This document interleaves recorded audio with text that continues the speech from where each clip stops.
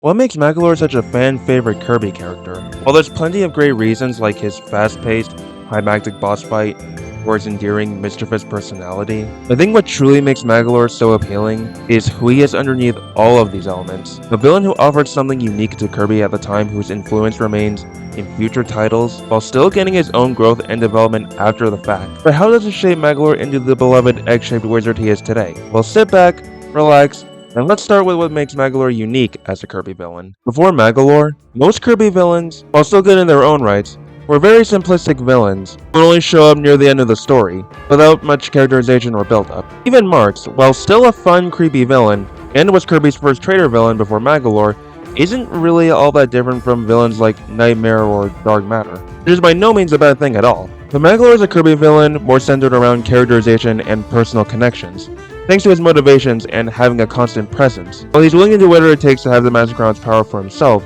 and make himself an unstoppable ruler, in the beginning, after crash landing on Popstar, separated from Halcondra, he influenced Return of Dreamland's main story as both a victim of bad luck and your ally. After all, finding his Lord Star counterparts and energy spheres is your main motivation for exploring Popstar's levels and fighting numerous bosses.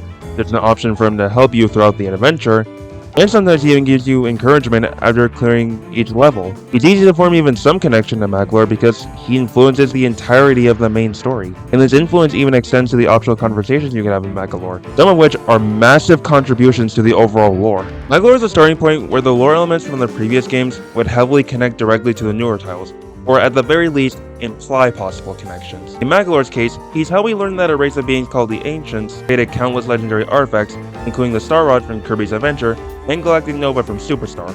These lore developments will get explored further in games like Planet Robobot, revealing the existence of another clockwork star like Nova, and possibly the Jambandra religion from Star Allies, who could possibly share some connection to the Ancients. Magolor's knowledge of the Ancients expanded Kirby lore in a way that makes it very engaging. To this day, lots of fans analyze the old and new pieces of lore we're given to come up with all kinds of theories and speculation, like what other ancient treasures did the Ancients create, or what other characters could share a possible connection with the Ancients. Even if it's all just implications, the mystery of it all is what makes Kirby lore enjoyable to explore and talk about. Lore isn't all there is to Magolor's conversations though. While Magolor keeps his true nature hidden, there are some that are early hints of his true colors, both the bad and the good. For example, in one conversation, Magolor calls the people of Popstar easy targets because of how laid back they are before changing it to easygoing. And there's also a conversation where Magolor is impressed with how powerful a fighter Kirby is, and wishes he was as strong as him.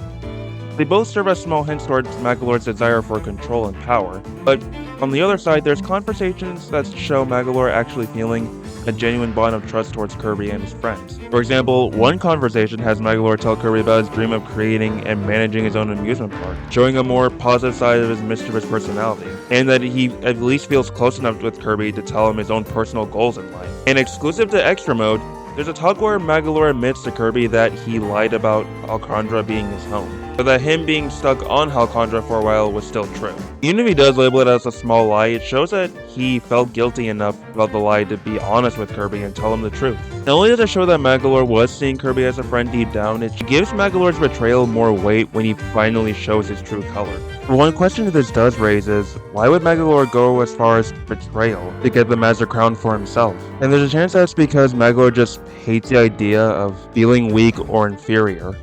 Aside from disliking that he's not strong enough to take on Landia his own, his boss fight during the True Arena, he says in his pause description that he wishes he didn't need Kirby's help to get the crown off of him. There's something I'll touch on more later, but combining this with his dream of being an amusement park manager, this can imply a deeper reason as to why Magolor wants the Master Crown so much, because he craves the feeling of superiority above anything, even his friendship with Kirby. Hence why he frames Landia as some kind of dangerous monster when he's really the guardian of the Master Crown, and even goes as far as to make Popstar his first target, when he finally has the Master Crown's power. Magolor's actions and motivations to represent more relatable and personal themes like greed and exploitation, and by involving it in the main story, it makes your confrontation with Magolor a lot more personal compared to previous Kirby villains. You don't just want to take him down because he's the bad guy. His betrayal gives you motivation to make him pay for treating your trust like some kind of game. He's a more character and personality driven Kirby villain, something that would extend to future games, like Queen Sectonia's vanity, or Halman's obsession with finding his missing daughter, or Forgotten Land, where part of the game's climax is saving Elfilin, your constant companion and friends without the game, which has a connection with the main villain, Vecto Elphalus. Even the ones that have simple villains like Void Termina and Starlight influence and connect to the main antagonists and give their confrontations more personal weight. The villainy and trickery isn't all there is to Magolor. Even he's got his own insecurities, which we can see in the Magolor epilogue. Magolor becomes lost in another dimension after his defeat, loses the Master Crown, most of his powers, and just the look on his face can tell you that it's really getting to him. One of his idle animations even has him holding back tears. By showing Magolor's regret over his actions, it paints him in a more sympathetic light, and encourages you to help get his strength back, and hopefully see him grow into a better person afterwards, which is something you can actually see before even starting the final boss. Magolor has different quotes every time he upgrades his skills, most of which emphasizes his mischievous personality, but there are two certain moves that show his change when they reach max level. One is Magolor's Max Dimensional Vanish, where he keeps himself from powering it up further, thinking he might warp to another world if he does. And the other is his Max Black Hole, where he thinks that giving it more power will make the move consume entire dimensions. On top of all that, the max levels happen when Magolor thinks the moves are strong enough. He humanizes Magolor by showing that he understands that sometimes there can be too much of a good thing, the thing in this case being too much power, and how it could be devastating for Magolor himself and his surroundings. But the most notable quote, and my personal favorite, is Max Levitation, where Magolor says, "Now I can soar through the endless skies with my friends."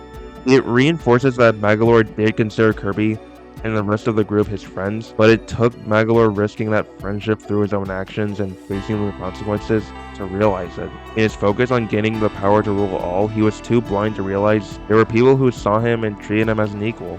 So while wanting to make up for his mistakes is why he's now against the Master Crown in the epilogue, there are other motivations that are driving Magolor at this point. While various past descriptions do confirm where the Master Crown was controlling Magolor during his fight with Kirby by powering the darkness in his heart, Magolor saying that he wishes that he didn't need Kirby's help in getting the crown off of him in the true arena pretty much implies that he was conscious and was experiencing the control the whole time, and according to another past description, in extra mode, was feeling the hatred and obsessions of past rulers also wore the Master Crown. Magolor understands the weight of the Master Crown's horrors. He's not just going against the Master Crown for himself. The Master Crown nearly turned his desire to rule into universal destruction. If it wasn't for Kirby, not only would Magolor have endangered or even destroyed millions of other worlds and lives besides Popstar, but he likely would have been stuck under the Master Crown's rule for much longer than even when Landia was guarding it. However Magolor felt when he was being ruled by the crown, he would have been doing much worse to countless innocents by its influence. And with the crown now loose, anyone could suffer the same ordeal he's had to go through. The Master Crown made Magolor understand the dangers of being consumed by negativity and only caring about your own desires without ever thinking of others. Magolor's defiance over the Master Crown isn't just his chance to make up for his mistakes, it's also his first step into acting on the well-being of others, and it's part of what makes his redemption in the epilogue feel genuine. Something we can see after he escapes in another dimension. Magolor acts as a shopkeep in Team Kirby Clash Deluxe and Super Kirby Clash, selling Team Kirby armor and weapons to help on their adventures, and charges outrageous microtransactions. I'll leave that it, but you know, at least he's doing what he can. He's also a dream friend and Star Allies, and can help out on Kirby's adventure there, and he even built Merry Magoland, an entire giant amusement park for Kirby and his friends. And according to an interview about Forgotten Land by director Shinya Kumazaki, Magolor eventually chose to stay in Dreamland. It shows how much Magolor has grown attached to Dreamland and the people that live there, and wants to be more honest with himself towards Kirby and his friends, which is just one of the many things that makes Magolor a memorable and well-liked character by lots of Kirby fans.